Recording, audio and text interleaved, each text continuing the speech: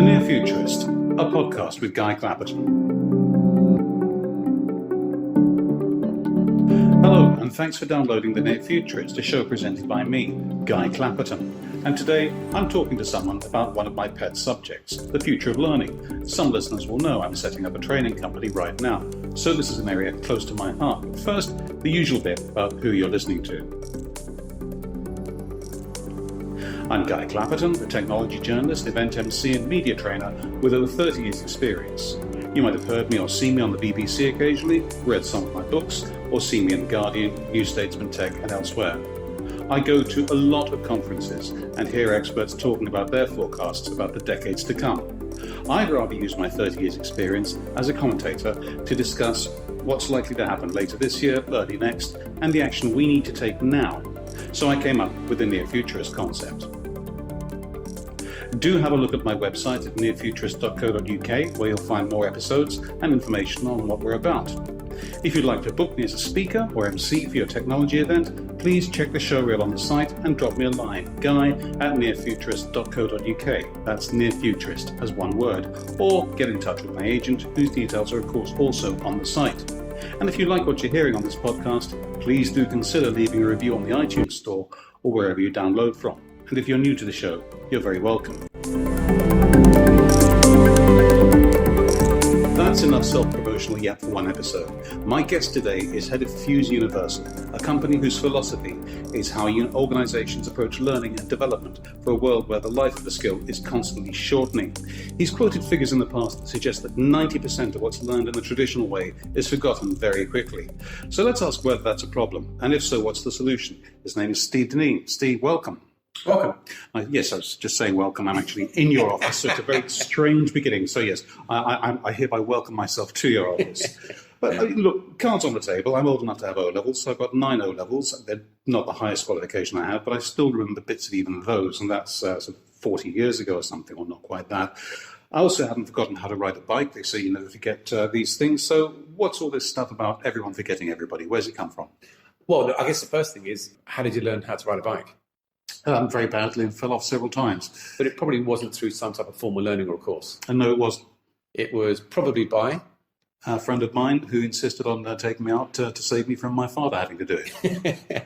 And that's exactly the thing. So if you look at how the majority of us actually learn to do our jobs and to be effective inside them, it didn't come from the way that learning and development traditionally in corporate learning has been investing heavily inside. So most people learn how to do their stuff in their job because they are learning it from their peers, they're asking people next to them. So I guess in essence, if we shift our investment towards the whole 100% of how people learn, so both how we learn in the workplace, how we learn socially, through friends, peers, mentors, and obviously, making the formal part as good as we can, then we're going to find that actually the impact of that is far greater. Yeah, I was going to say the GCSE stuff and the A-level stuff still happens, doesn't it? The classroom learning. Yeah, and I think at the same point, right? So a lot of that is about how do you stuff knowledge in someone's head to be able to then bring it out at a specific moment in time. And the shame is a lot of that same model is used in corporate learning. So, but that's not really what the CEO wants. If you said to the chief exec, it's different what your parent wants, right? Your parents want you to get an A grade. That sounds like we both disappointed our parents on that.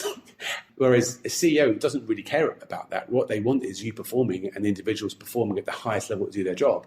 And therefore what we've done is we made an assumption is the same techniques that got us the A grade are the right techniques to drive performance across different roles in an organization, which obviously isn't true.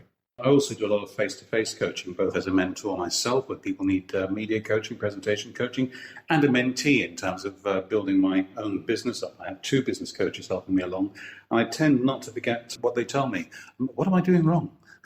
Well, I don't seem to fit. Well, no, but I think so that's a great example again. If we say what's the different things you need to become to be great at that, to perform highly as in whatever area as a presenter, there are some parts of understanding. So one of the colleagues in here, he wants to change some of his behaviour towards being more confident, so that he can live life with less regrets or more regrets, but live life with no regrets. And to do that, he's read a book, he's watched some videos, and understand the concept of that. And goes, I want to be that person. But then what he's doing is he's actually going and creating new mental muscles by going out there and actually doing activities that help change that. So he's purposely going to places to get rejected. So he goes to the Starbucks recently to get a free cup of coffee.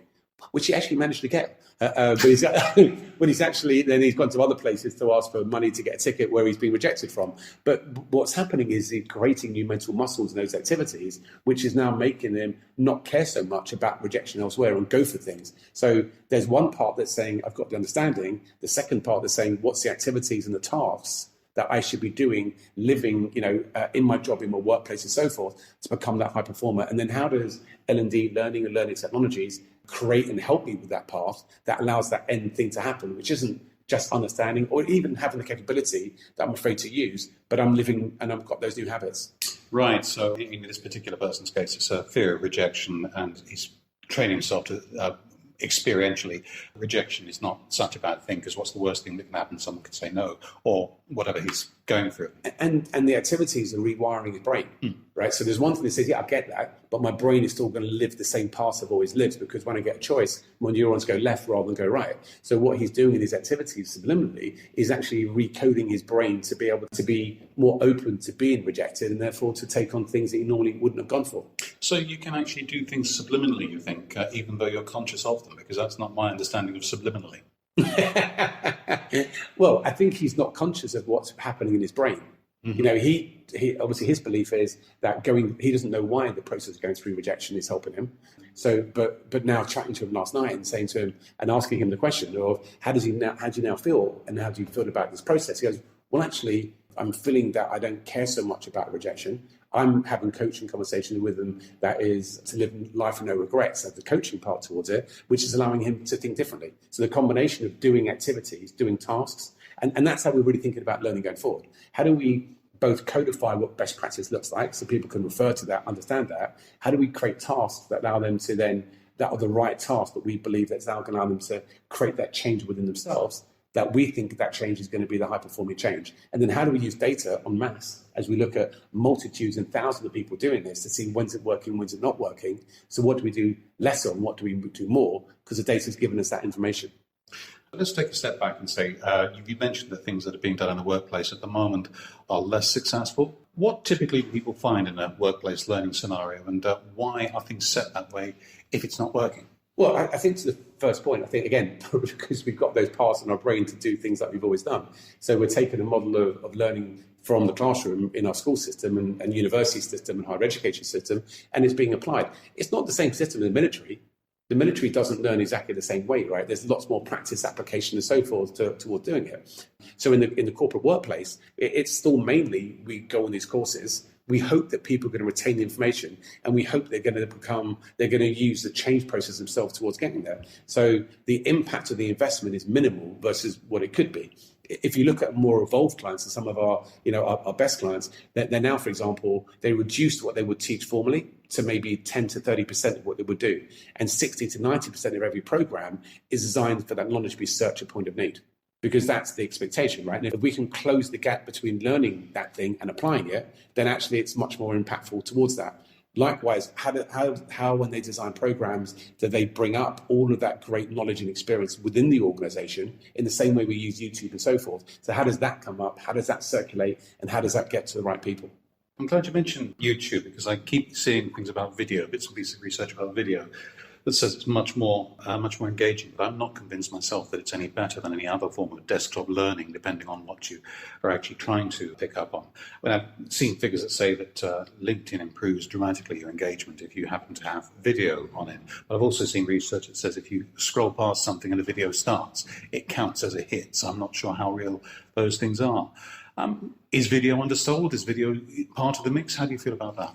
Well, I think first thing is video is a medium, right, which can be used well or in a really bad fashion. So a talking head video done with a selfie camera towards it, where someone is monotone, boring, not to the point, not concise, and so forth, is going to be really ineffective. That's a great thing to say to a podcast. It's filled me with confidence. Thanks so much. We're halfway through. I'm not stopping myself again. That's fine. But at the same point, if you look at what we did for the education, actually what we did for the children's education, we have a charity which actually kickstart a lot of the ideas behind Fuse. So we've actually digitized 800 videos, which mapped to the entire full course subjects of the secondary school education system. So what we did there is we went and found the best teachers we could. We then extracted out the best digital explanation of each concept, atoms immunity system and so forth. We then spend an hour post-producing that to cut out the ums and the ahs and so forth, and then put a visual layer on top of that to understand. That we now have 1 million to 2 million kids every month accessing in every country across the world. The general feedback of that content is, I now understand in 3 minutes what my teacher trying to explain for the last hour. So that's an example of it used really well. And obviously the stats would show to us, and YouTube is different to LinkedIn. So when you watch a video on YouTube, you have to watch it, click it, and it tells you what percentage. LinkedIn does a different thing and different calculations around what they call an impression versus a click versus a view. So it's a little bit more messy to understand what the categories mean. Yeah, and I get that, for example, Google is easier to use than a reference book. Trust me, when I was repairing my dishwasher a few weeks ago, without that YouTube video, I would not have known where to start, except get on the phone and find a plumber who would have been very expensive to remove one small piece of plastic or whatever it was. Are we just generally concluding that it's everything in its place? Yeah. And I think, look, there's no video by itself isn't a silver bullet, but it's undoubtedly a critical component of the armory to provide the solution you need. I mean, the great thing about video is, A, it's so easy to create. We pick up a phone, we can shoot how to assemble a car, or whatever it happens to be, and that becomes an asset that people can use, right? So it's in our platform, for example, when you create a video, it not only uploads the video, it transcribes the audio to text. It allows you to automatically translate that into subtitles around the world. It understands the concept of video, that it sort of tags it, and then those tags and the popularity of that content then recommends it to the right people. But the person creating it might spend 5 minutes creating the content inside that. So it's a very malleable tool, but obviously it still can be a terribly bad tool I've heard clients who said, people don't aren't watching my content, therefore it's something with the platform.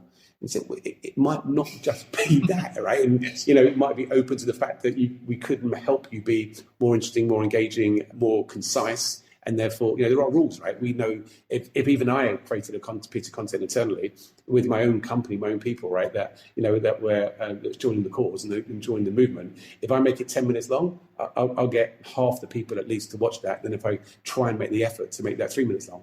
Yeah, it's the old thing about, was it George Bernard Shaw who once wrote somebody that he apologised for the long letter, but he didn't have time to write a short one? Yeah, I love that quote. I think that quote has been used by a lot of different people. So it's I will claim credit for it eventually. Yeah, absolutely. Yeah, I think to get to the component of being irresistibly concise is definitely a new skill of the learning function. Tell me a bit about what you actually do, because we hedged around it quite a lot, and I know I don't have a question like this in my script, but what exactly is Fuse Universal? How does it work? So in essence, we help our clients across the world to modernise how they think about learning. So how do they move from the world where it's very core-centric? The impact is limited and hard to articulate in terms of value. And we provide both the technology to allow the new world to happen. So our technology is the enabler, and it's an important piece towards it, but it's also not the silver bullet. You can give someone the greatest technology in the world, and it's still, if they go with the old mindset, they're still not going to move forward. So technology is a big piece, and that's where we make our revenue from. And our platform initially, 10 years ago, when I dreamt it up, was initially kind of an internal version of a YouTube plus LinkedIn. So how do we allow that content to come up in the organization and down and sideways? But also, how do we bring social back into that conversation? Over the years, we had some of the more formal layers towards it, the data part towards it, the tracking parts in there. But in essence, if you really look at the core value we're providing to a global organization, it's recognizing that they have some of the greatest, they have the most important knowledge that people need in the organization. It's like the old HP adage, which if only HP knew what HP knew. That's really what we're solving, right? We're allowing organizations to know what they know at the speed they know it. Right. I mean, you mentioned organisations. I know you've got a few quite high-profile clients. This isn't. It's not a trivial. Several one-man bands use your platform. Do you got any names you can share? Yeah. So people like from Dropbox in the States to Spotify in Sweden globally to brands like Vodafone, Merck globally. So there's lots of organisations from 1,000 people to 100,000 people. Our biggest user base with one client is Avon's external user base, which is 5 million beauty entrepreneurs, but also the internal team use it for their 16,000 internal staff across the world as well. Right. I mean, those are serious numbers, but I still find an awful lot of companies actually coming to me and coming to other trainers for traditional face-to-face learning. I'm just wondering whether this is a generational thing, or because it may not be the youngest of people that I'm training all the time. Yeah, well, I think that the world's moving. At the same point, there is loads of people now choosing to go and find content online and buy content online themselves. And the two worlds are need to live with each other. So again, if we looked at our client base, the most successful programs are client learning is when they're utilizing the best of people and the best of technology. So I don't think either one is the right answer in solo amongst itself. And what we're finding now is that the really progressive organizations are recognizing, their trainers are recognizing that their classroom is no longer four walls. It's also the internet. So how do they continue the conversations, the growth of that cohort of people they're training, not just for the time they're with them, but the time throughout the years, the months and years to come? My last question was about how people learn best. I'm guessing that the answer is going to be no silver bullet. Are we talking future apps? Are we talking about YouTube videos? Are we talking about finding what mix works for you as a learner? Well, I think we all learn slightly differently. And I think, again, that's where the flexibility of technology is important. You can kind of group and say, look, generally speaking, most of us end up in roles where people are like us. So project managers are probably of a similar, different profile to salespeople. So there is some 80-20 groupings between roles inside it. But you would say that each of those groups prefer probably to receive content in different ways, and data is kind of showing that. So, video for salespeople, where it's short, concise, and visual, tends to be more successful when we look at that data as a generalization versus researchers that maybe prefer text and different places. But also when you're home, you might prefer it in a different way than when you're traveling in other places. So there isn't a silver bullet of one type. I think we're still going through the learning of fine-tuning that. I think a lot of it is around personalization. You can fast-track personalization through personality profiling and through seeing people's choices. So the real degree, the real heart and hub of it, I think, is flexibility. Flexibility in the technology to allow the technology to serve the individual in the way they want to learn. Okay, and finally, where can people find out more about you and your organization? Fuse Universal. So www.fuseuniversal.com tells you about what we do, has some great client case studies. If anyone has some direct questions, feel free to LinkedIn me. So Steve Dineen on LinkedIn. Always happy to make a connection and have a conversation about a topic I love. Steve Dineen with Fuse Universal, thank you very much for joining me. Thank you. And many thanks to you for listening. That was the Near Futurist podcast with me, Guy Clapperton. Don't forget to have a look at the website at nearfuturist.co.uk, and I'll be back in 2 weeks' time.